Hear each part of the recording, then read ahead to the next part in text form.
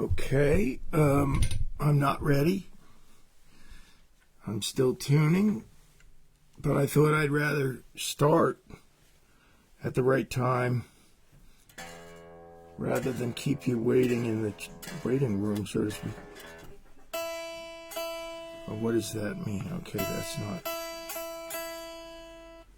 not registering at all. Okay.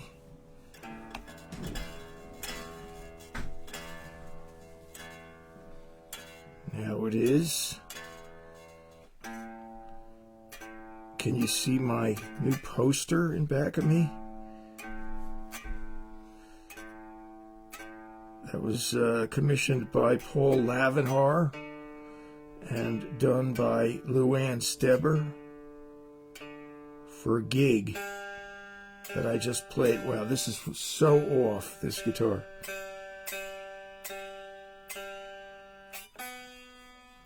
I've been playing it all week and it's just slowly. Now it's not registering.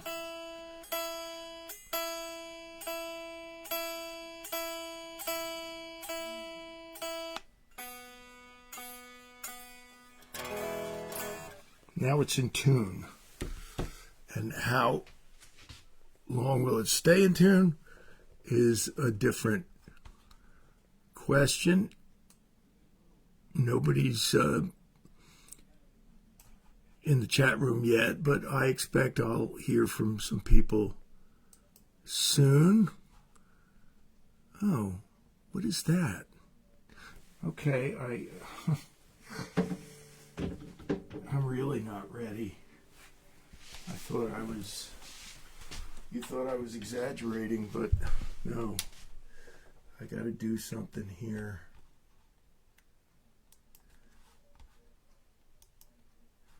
Okay, I don't know what you're even seeing. Are you seeing my stomach?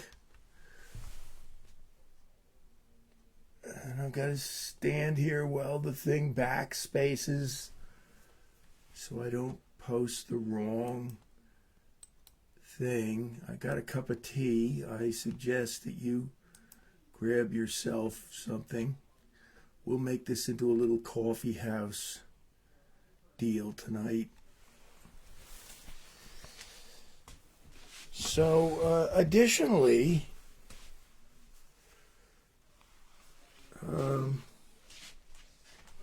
as I stumble around blindly, I don't have anything planned musically tonight.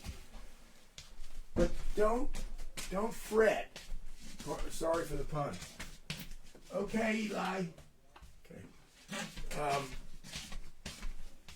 Don't fret. Some of the best shows I ever did in my life have been ones where I did not have a distinct plan. And I did do a radio show on public radio, Delaware Valley Public Radio, for 5 years. Some of you may remember it, and many of you don't. That's the way it goes, basically. And that show was called Rhythm and News. And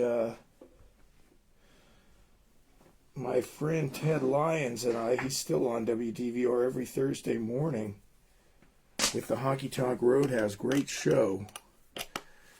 And I recommend it, 89.7 or WDVRFM.org. And we both agreed once that the best shows we ever did were when we stopped planning them, you know.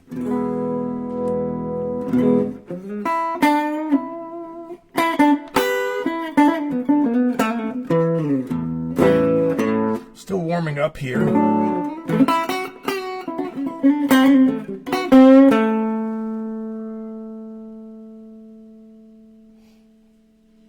If I play a blues,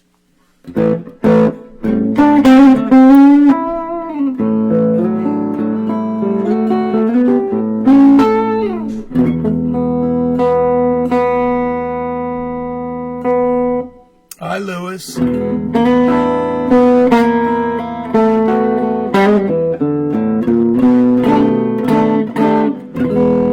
My friend Steve Philp has recommended that I use this drum machine on occasion for playing the blues. You know, Eric Clapton said, "What's the hardest kind of song to play?" And he said a slow blues is the hardest. Well, you know, they're all hard. They're all hard to say something new.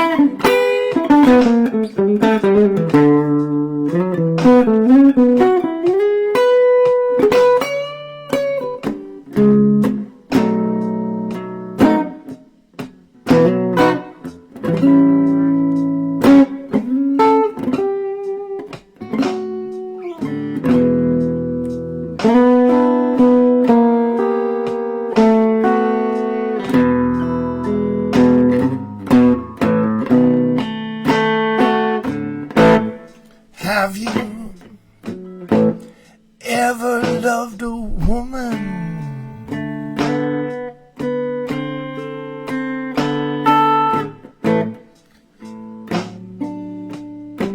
so much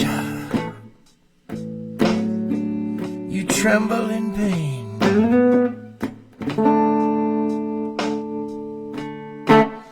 Have you ever loved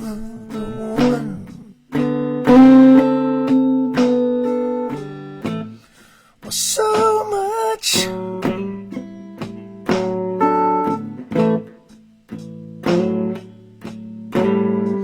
you tremble in pain, and all the time you know, yes you know, she bears another man's name.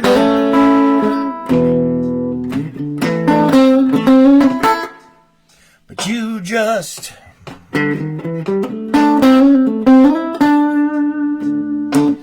love that woman, yeah, so much.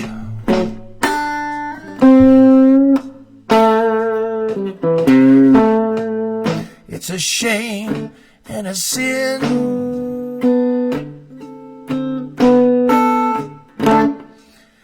You just love that woman, yeah, so much. It's a shame and a sin when all the time you know, yes you know,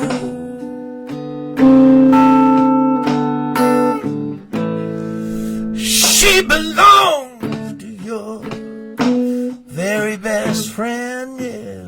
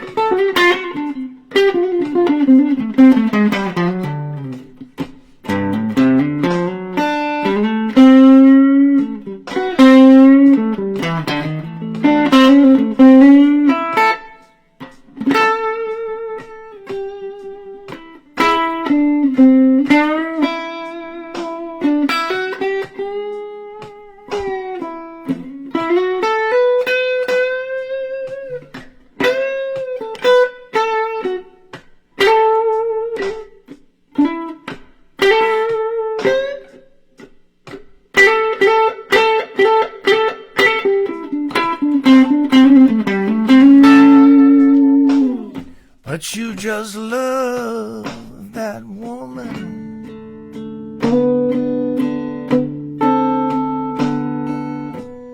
so much,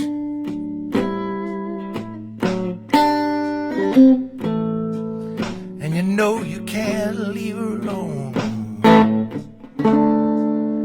You just love that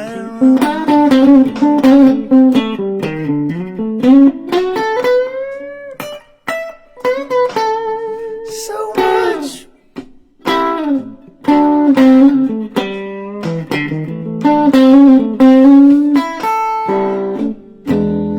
But something deep inside of you, baby, won't let you wreck your best friends. Oh, yeah.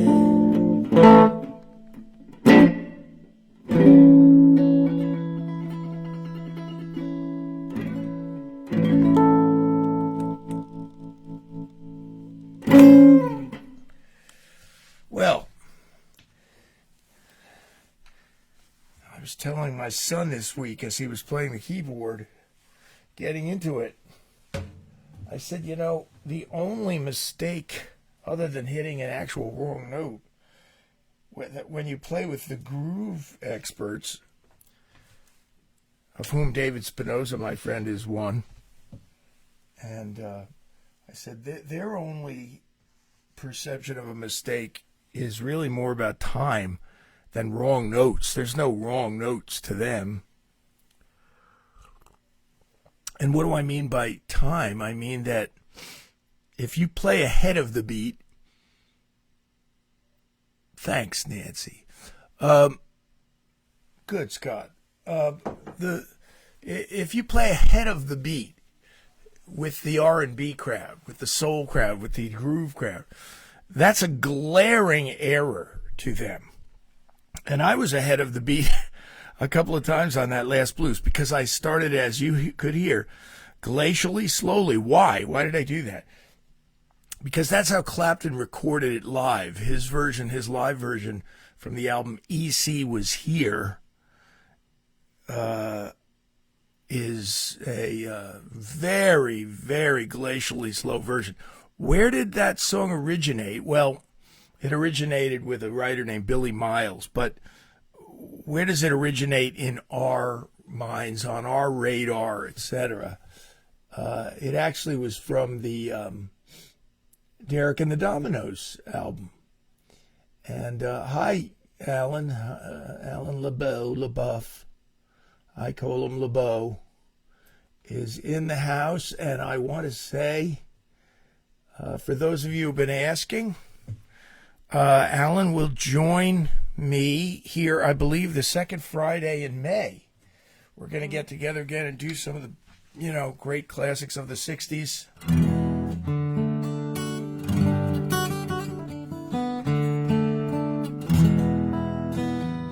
So this has already slipped a little.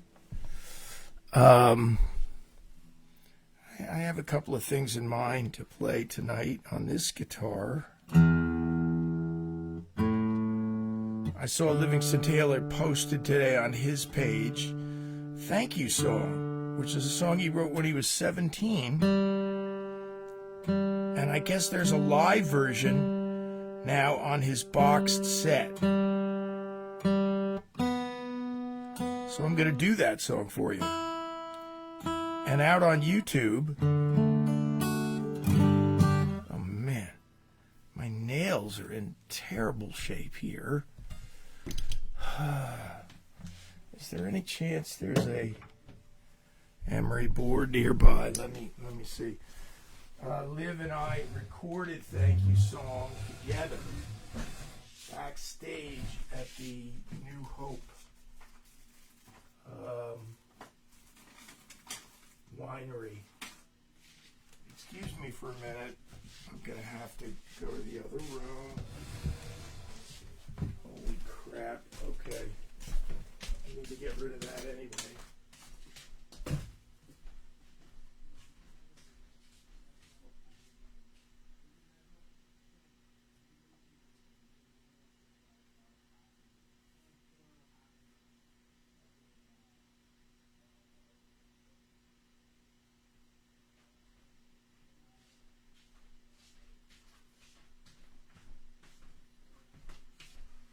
So don't you love a long minute of dead air? Nobody minds. You guys are all friends of mine. Even the people I haven't met, I see you as friends. Where was I going with that? I lost my train of thought. Well, the original Derek and the Dominoes double LP is where Have You Ever Loved a Woman? And that essentially blew our minds, didn't it? Us blues fans, when we first heard Eric Clapton and the boys wail away. Hey, Arlene's here. And Roger, I'm so glad to have you in the house, have you back. Arlene, I'll do another blues. You missed one. But I know you like it when I play the blues. And I like it when I play the blues, so that makes two of us. So as I said, if you look it up on YouTube, Liv Taylor and I sang his song, Thank You song, together backstage at the New Hope Winery. Slurp, slurp. And he just posted it today. Not our version, but he posted a live version of his. He wrote the song when he was 17. The Margaret who appears in the song is Liv's first wife, known also as Maggie Taylor.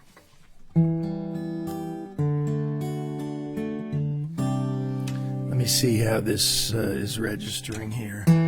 Margaret, here's a thank you song for being kind to me. To my friends, a thank you song for being kind to me.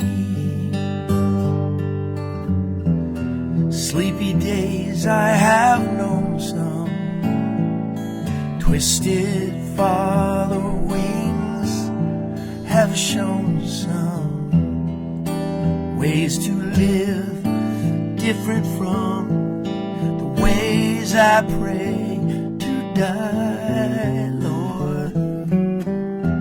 To my friends, a thank you song for being good to me.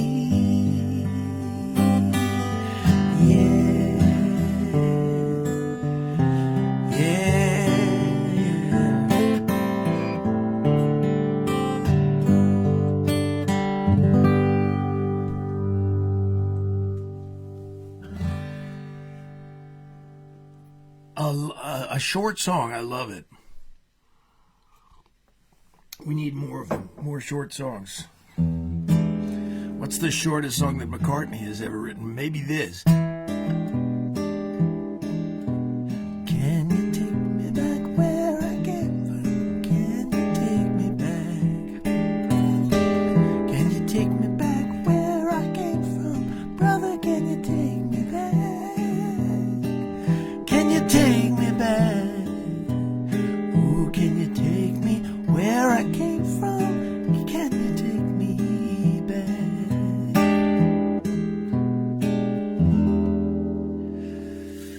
So on my musicians page, we've been having a lively back and forth conversation about copyright issues and plagiarism, and of course Ed Sheeran is embroiled in this court case, which I think is a frivolous one, where the estate of Marvin Gaye said that he has stolen the song Let's Get It On for his song Thinking Out Loud.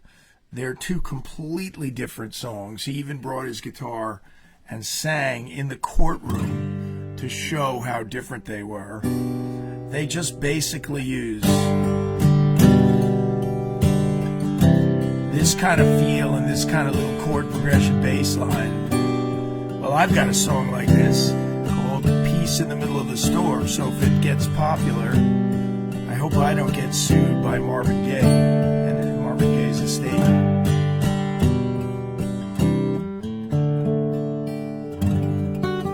So, where am I going with that? Well, the McCartney song that I just played you, which many of you recognize from the White Album, that song is not copyrighted. They have told me. McCartney never bothered to copyright it. So go ahead and test the waters, steal it, and call it your own, and see how quickly you'll get sued by Apple Records. It doesn't matter if it's copyrighted. It doesn't matter if it's registered in the Office of Copyrights. It's on a world-famous album that has sold millions and millions of copies, and the date, 1968, of that, the creation of that album is etched in stone, locked into everybody's calendar. So no, you can't steal a song just because it isn't copyrighted, you know. And as a matter of fact, the money that you spend copywriting your songs, you could go bankrupt. And all they do when you send in your $30 or whatever it is that you send in these days to Washington, D.C., all they're really doing is just saying, okay, we acknowledge that you're claiming that you wrote the song. They don't check out every single song to make sure that you didn't borrow an obscure Billy Joel album cut or something. They don't know. They're just saying, well, you know, Joe Blow is claiming on this date that he created this song. But if you stole it, you could still copyright it, and you'd have to then defend yourself against a plagiarism suit of your own. There's nothing that copyrights a song better than performing it publicly like I'm doing here, or recording it and releasing it on a CD, which settles the date. Now, last week I offered this quirky little offer, and that is, you say a word, tell me a word, and I'll tell you a story based on that word. So the prompt was given last week of drumsticks or drumstick, and frankly, I didn't do that good of a job on that exercise. But you know, I didn't promise brilliance. But I'm willing to try again. So while you're cogitating on it and thinking it over, I'm gonna play you another Livingston Taylor song. And I've recorded this one, and Liv has endorsed it for me on YouTube. He gave me a long spoken word introduction to my version of it, which he has professed his love for. So that's about as good as it gets when you cover somebody and they say, I love your version, Chip. He wrote it on piano, and he liked to hear it on this rather James Taylor-esque guitar part that I put to it. And this is, I've said this before, but let me tell you why I love this so much. This is one of my favorite modes of heartbreak song, and this is the stiff upper lip guy trying to mask the heartbreak of a broken love affair with bravado. And so Liv really hit on this, and it's called Marianne.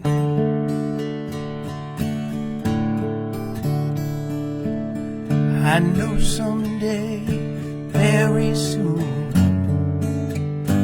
you are going to go. You hid away your walking shoes. Your loss would hurt me so. Take them out and lace them up. You didn't understand. I was only fooling Mary Ann.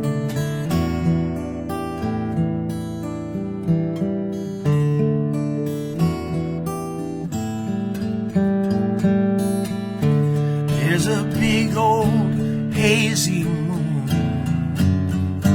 floating through July, alone out in an open field. Well, I thought I would die. I shivered till the sun came up,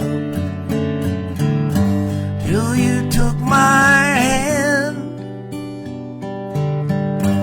I was only fooling Mary Ann. I was only fooling when I said be my wife. Fooling when I thank God that you'd come into my life. When I said forever and a day I love you, you didn't understand.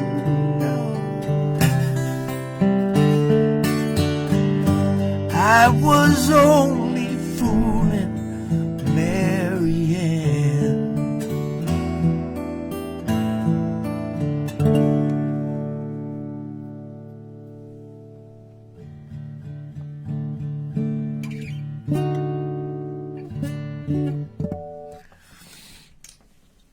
The stiff upper lip, heartbroken guy. Scott, is that your word? Oh, no, that's not your word. It's too abstract. That's you telling us that you're back. But as you were gone, you didn't hear I made this offer again. If anybody supplies me with a word, I will attempt to supply you with a story prompted by that word. And,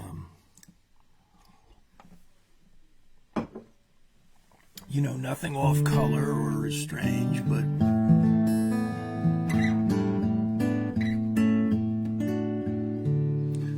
my darling niece, Maddie,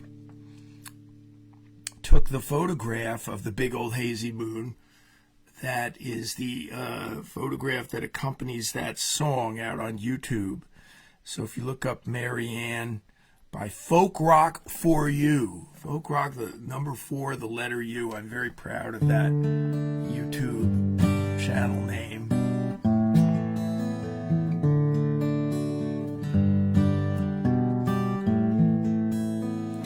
There's been various signposts along the way in my musical life, and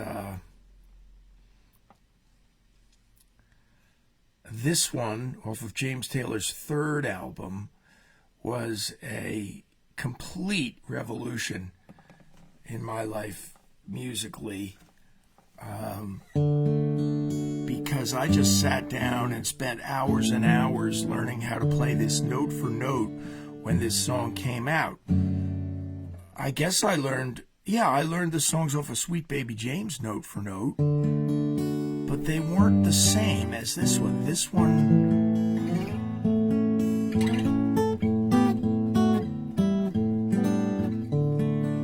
was different and special because it was a solo guitar recording. And so I've made a lot of friends and fans over the years. I've played this in every kind of situation. I played it at the Stockton Market one night. Now I'm hearing from second generation, third generation people.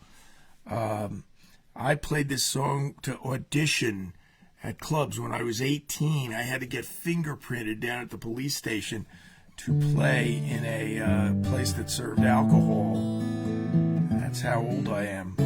And I used to use this song to audition with, and that's all I usually had to do was sing this song, Close Your Eyes, this lullaby that James Taylor wrote for his daughter, and the deal was done.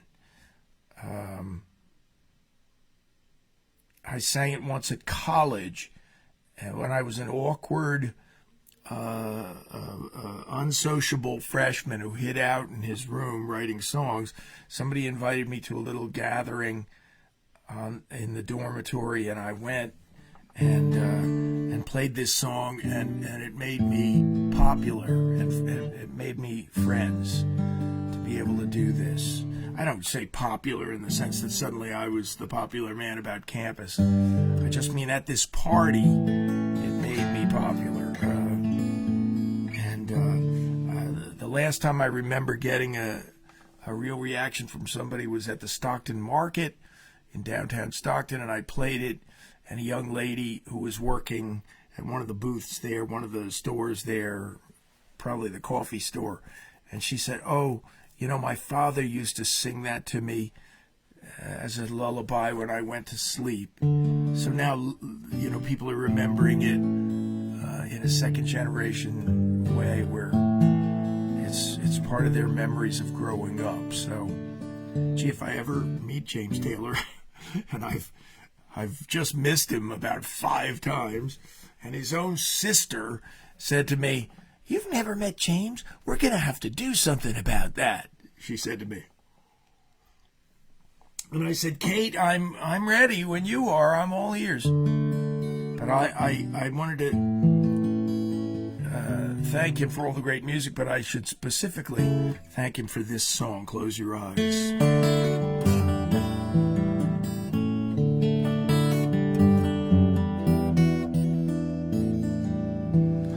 Well, the sun is surely sinking down, and the moon is slowly rising, yeah. This whole world must still be spinning around, yeah. And I still love you, yeah. So close your eyes. You can close your eyes, it's alright. I don't know no love songs, and I can't sing the blues anymore, but I can sing this song, yeah. And you can sing this song when I'm gone.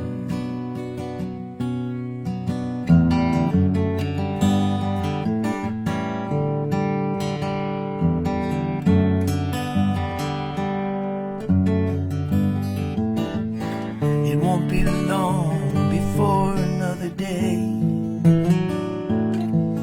Yes, and we're gonna have a good time. No one's gonna take that time away. You can stay as long as you like. So close your eyes, yeah. You can close your eyes, it's alright. I don't know no love songs, and I can't sing the blues anymore, but I can sing this song, and you can sing this song when I'm gone.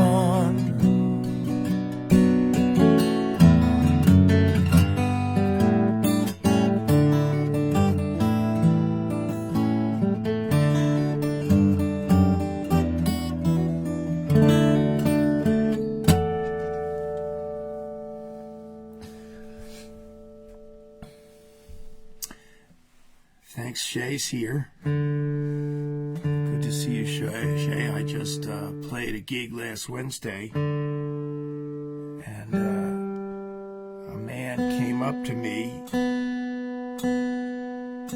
and said, "I noticed you know Shay." This is how Facebook works. His name was Hal, and I think you know him.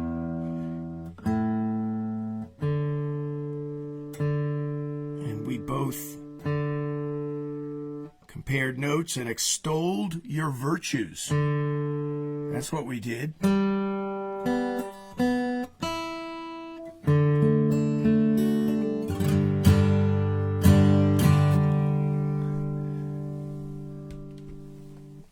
Here's a funny little thing. You know, we have different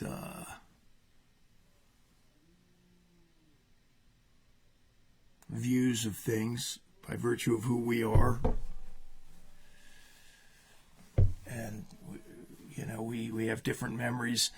So Paul McCartney has a different memory of the title "Don't Let the Sun Catch You Crying," because when he was coming up in Liverpool, you know, a rival band was Jerry and the Pacemakers. They were rivals, and they were competitors. And there was an old Ray Charles song called "Don't Let the Sun Catch You Crying," and then Jerry and the Pacemakers wrote a new song called "Don't Let the Sun Catch You Crying," and McCartney was disdainful of it, even as much as some of us love it.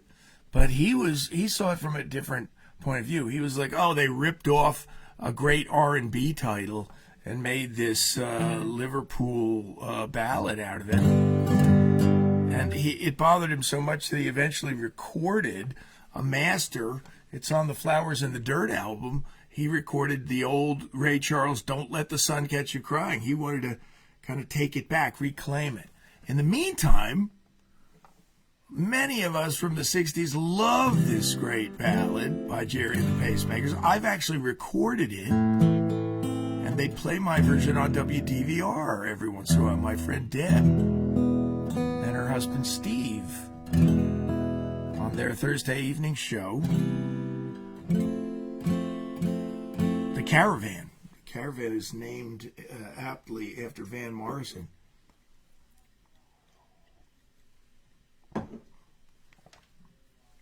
So I'm just winging it tonight. Alan will be back the second week of May, and we will perform songs like this and Beatles songs. If Larry, if you're watching, we'll learn a little version of your request, which was Hotel California. We'll play it on a 12-string.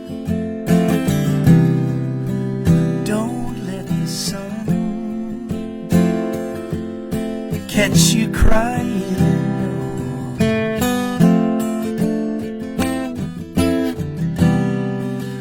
the night's the time for all your tears.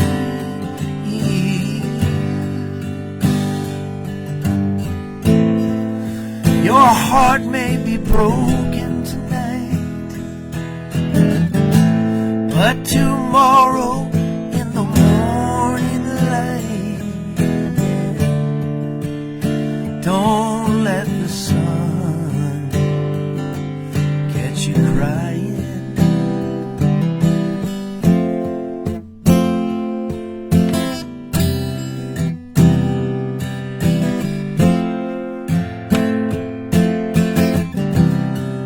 The nighttime shadows disappear,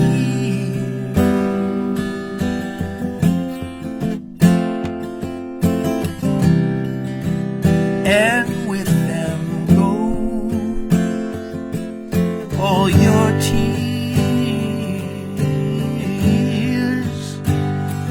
For the morning will bring joy to every girl and boy.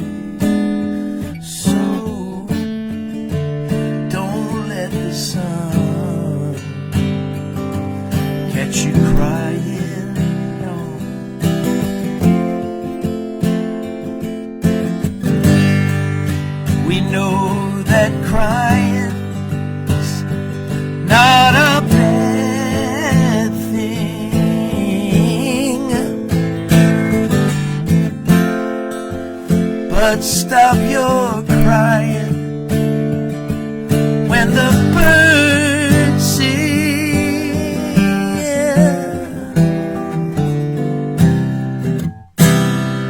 It may be hard to discover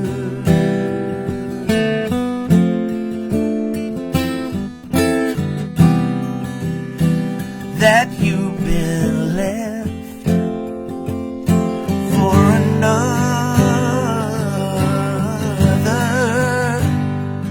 but don't forget that love's a game,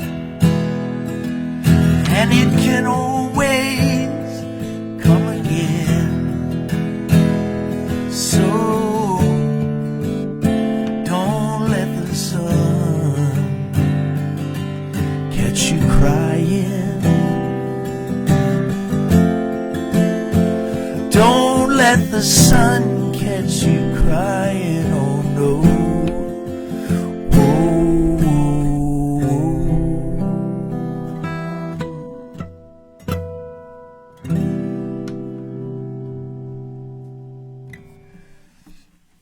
You have to love a song that ends on a major seventh chord with the syllables whoa, whoa, whoa.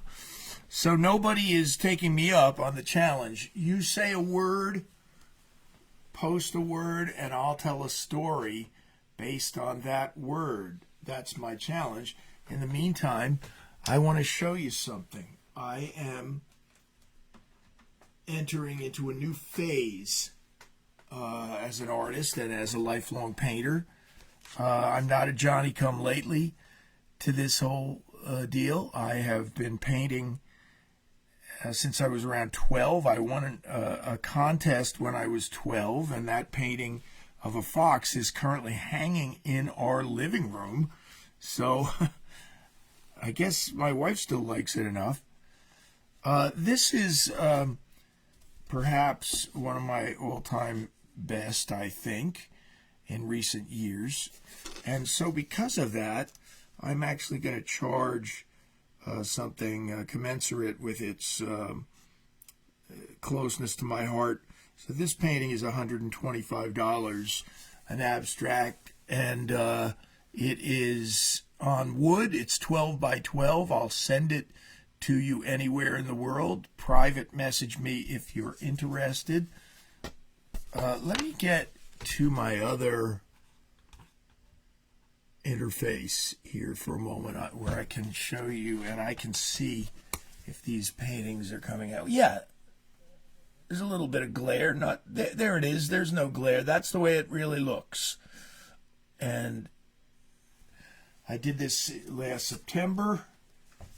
This is a new painting. I just finished it, and this is my new mode of paintings that I'm entering into. I'm doing on wood 12 by 12 crosses, and so this painting is actually $50, and there's $50 shipping costs with it. So for a total of $60, this painting, I will sell it to you and send it to you. Brand new, hot off the presses. This is another one. This is almost kind of spoken for already, this painting. Sorry for the glare. And these are all going to go on my Etsy shop. I have just started an Etsy shop, and this one's going on it. It's brand new. I did it this week. There are crosses. That one I will charge also $50 for. This is a wooden cross in this motif. I will charge $40 for this and a $50 and total for the $10 shipping. I know I'm going kind of fast. This one I like the way this fire turned out. So this one I'm going to charge. This is a little different a situation. I don't know. I will sell this for $60, so it would be $70 in total with the shipping costs. And the last one, some of you may have seen that Joanna Hall, the great songwriter who wrote Half Moon for Janis Joplin, and she wrote Dance With Me for Orleans, and Still the One for Orleans. She is the proud owner of one of my paintings of sevens, the God's Perfect Number. So this one is a $40 painting, and it's $50 with shipping. And it's I've got a whole series of sevens. I'll show you more of them. They'll be on my Etsy store. And speaking of artwork, here is Garbo Speaks, my children's book on Amazon. Oh gosh, what is it? It's $10, I think. Might be $15, but it's about a garbage can dwelling raccoon who plays the ukulele and teaches you how to play a song on the ukulele. And I've been getting good reviews for that little endeavor. Good reviews and no sales. So I'd like to stimulate that. This is not for sale. This is Monkey. This is actually, his name is Thelonious Monkey. A gift from Uncle Steve E.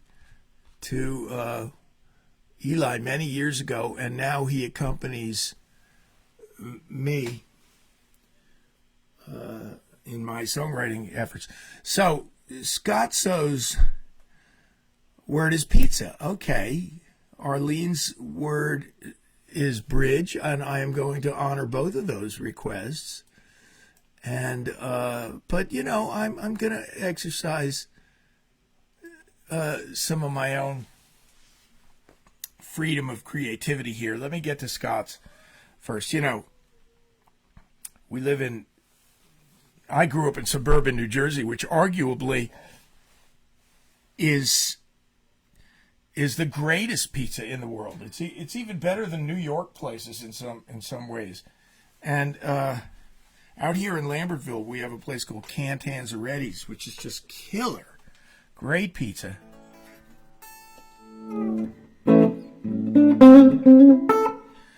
And but in the realm of fast food, I'm going to make a judgment call, and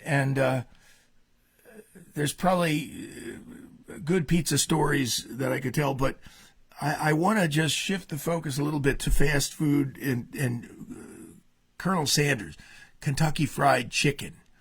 And so I used to drive, one of my first cars when I was 18, 19, was our family Buick, which was a Buick LeSabre, the Sword.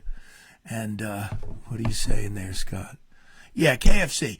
So my brother used the car to go to a motorcycle race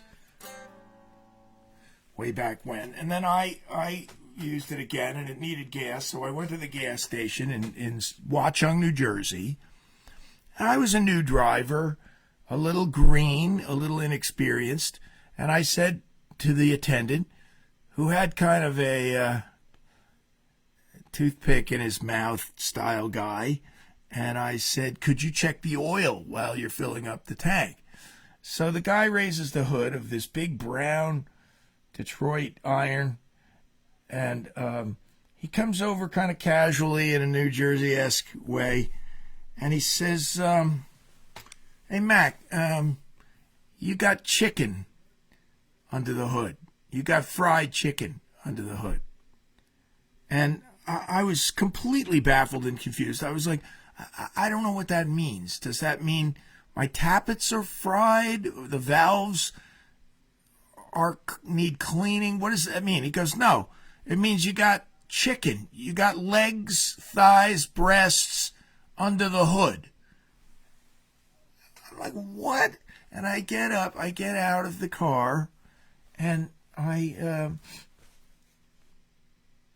go and look, and there's fried chicken on the air cleaner and on other parts of the engine. Pieces of fried chicken. I don't know. My brother parked at some place in Rednecksville, USA, when he went to this motorcycle race. Some people opened the hood and disposed of their fried chicken inside the hood. So I said, well, let's clean it off and check the oil. Arlene, I'm going to tell you the story of how I proposed to my wife. And on this beautiful little footbridge out here, the Lumberville footbridge, which goes from New Jersey to the Black Bass Inn on the Pennsylvania side. And that bridge was designed by the man who built and designed the Brooklyn Bridge. And it's really like a little miniature of that bridge. And so one night, coming home from the Winders, I believe, my friends Jim and Paula Winder, we had dinner with them, and I could scarcely keep it to myself, but on my way back, I said, let's stop. It's beautiful moonlight night. It's I don't know, 11 o'clock at night, whatever. And we stop and we go out on the bridge. And I said, thanks, Shay. And I said, Shay, you'll like this one. This is our proposal story. And I said to Annie, this is where I want to ask you to marry me. And she said, oh, that's nice. You'll have to do that someday. I go, no, I'm doing it right now. This is it. And so I take the ring out, and she screams, ah! And I be careful, don't drop the ring. And she then runs down the bridge, yelling at the top of her lungs, we're getting married! And down under the bridge, by the pilings down there, sitting in a rowboat, is a lone fisherman. I could see the glow of his cigar and his smoke. And he just yells up, congratulations! And Annie just goes, thank you! As she continues to run. And that's just one of my many stories about bridges. That's for Arlene. And so I have one last fast food type of story, and then I'll play you a blues here. I'll play Arlene a blues and you all a blues. Got to get this electric guitar cranked up again. And then we're coming down to the end already. Lord have mercy. I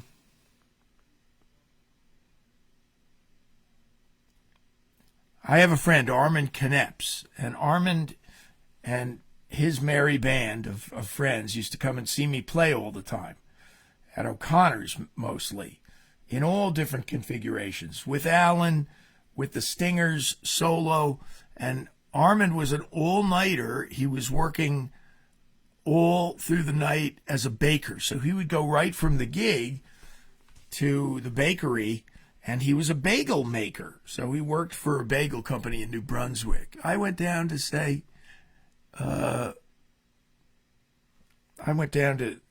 him in the middle of the night once, and at the end of the night, usually they had a whole bunch of excess, and they had day-olds, and he had garbage bags full of bagels that he brought out. Hi, John. Good to have you in the house. I'm telling stories here. And the garbage bags went in the dumpster. Sadly, they were only a day old. They were barely even stale. But Armand, who I'm still friends with, he said to me one night when you're playing, I'm going to bagel your car.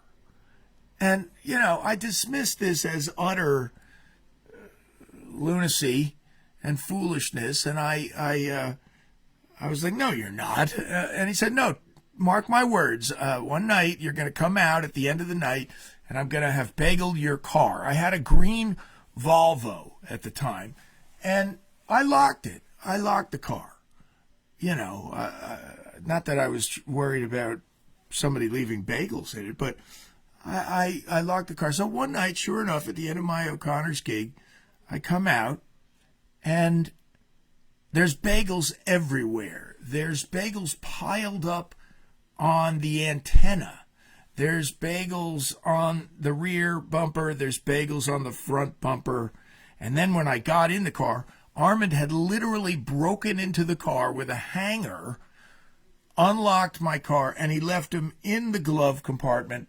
I was finding him for weeks. I had a Sunday New York Times on the front seat. I opened the New York Times. There were 6 bagels in it. There was bagels on the steering column.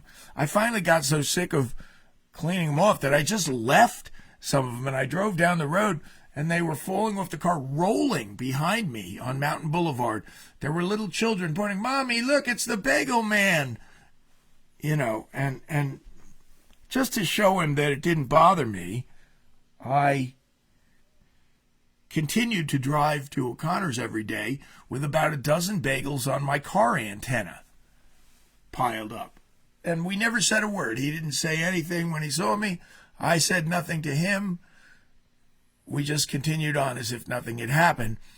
But again, the laconic New Jersey gas station attendant is the one who has provided the punchline for this story. Just the way the guy with the toothpick in his mouth came over and said, "You got fried chicken under your hood, Mac."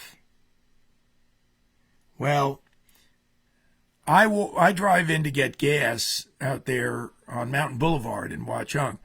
And another New Jersey, I've seen everything, gas station attendant walks over. I roll down the window, and he's referencing the dozen bagels that are on my antenna, and he just says to me these words: "What do you got here, Mac? A new kind of ring toss game?" I love it.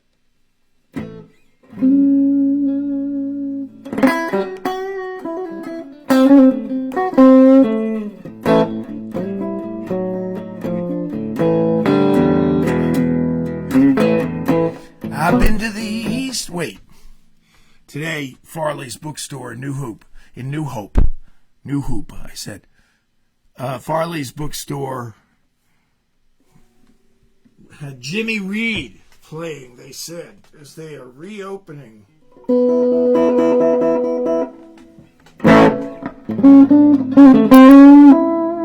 Gonna turn that down a tad.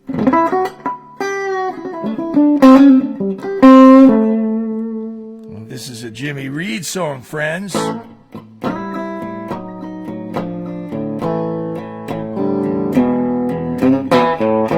I've been to the East, I've been to the West, I've been North, I've been South, but I ain't gonna rest till I get to New York.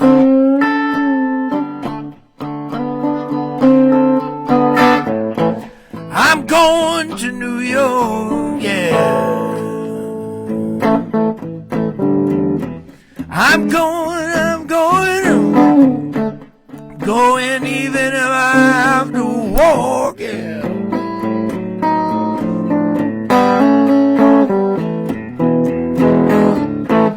I've been here and I've been down there. It seems like I've been most everywhere,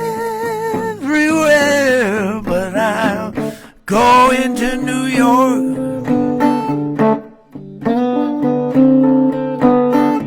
I'm going to New York.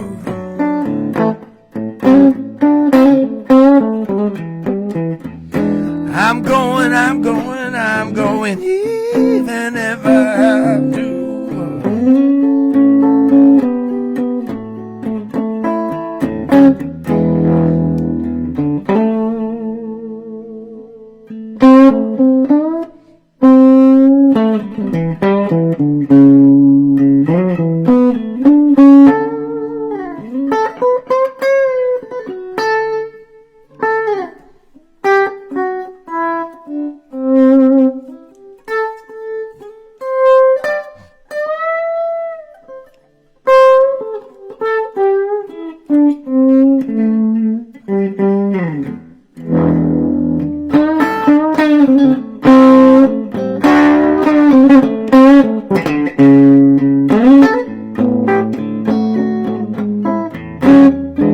Pickett Wilson.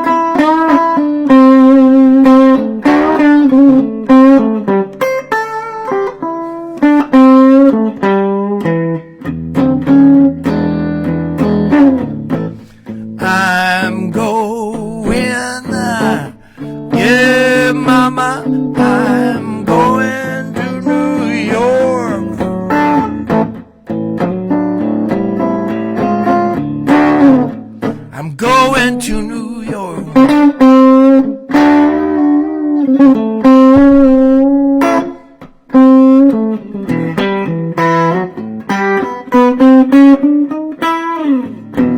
I'm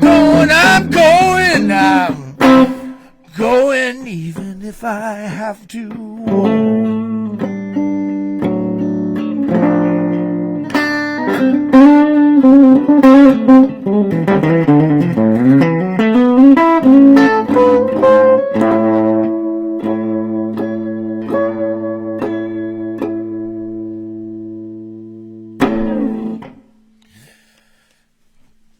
Little nuclear flavored Stratocaster for you there.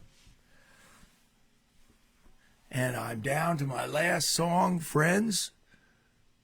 Glad to have you join me. Isn't that funny? Shay was going to say bridge. I probably have 10 other things about bridges.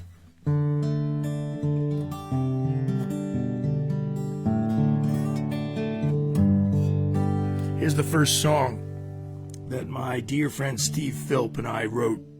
The first song we ever played together was a song off of the same album that Close Your Eyes is on. It might be the very next song after Close Your Eyes. And it was written by James's longtime best friend and guitar player, Danny Korchmar, also known as Cooch. Steve and I played a gig for the PTA when we were in high school. I think we were seniors, and we played at Valley View School, and in the lab. The lab was the green room. That's where we tuned up, etc. And we worked out the two parts to this song, Machine Gun Kelly by Danny Cooch.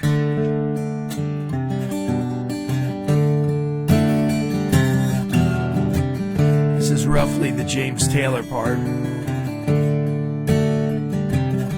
And Cooch played.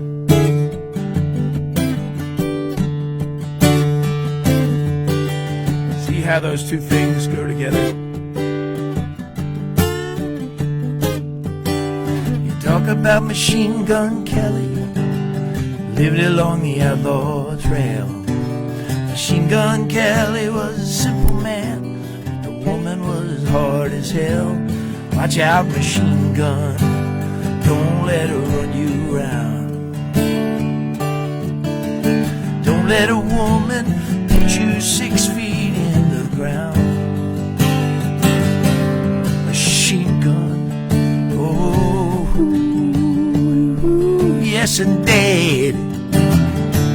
Talk about Catherine Kelly, tired of being such small time. Figure they'd kidnap a rich man's son, take it in the world of Bible. Watch out, Machine Gun, don't let her run you round. Don't let a woman make you out to be a clown. Yeah, Machine Gun.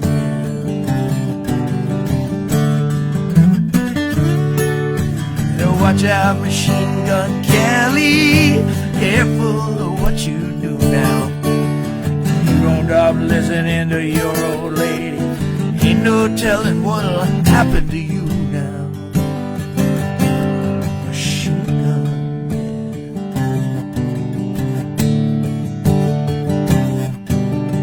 Government boys that came from Machine Gun took the poor boy away, yeah. Stuck him in a hole down in Leavenworth prison where he lived until his dying day.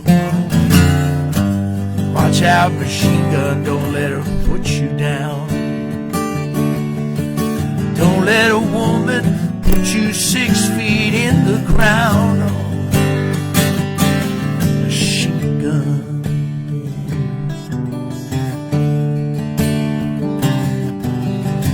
You better watch out, Machine Gun.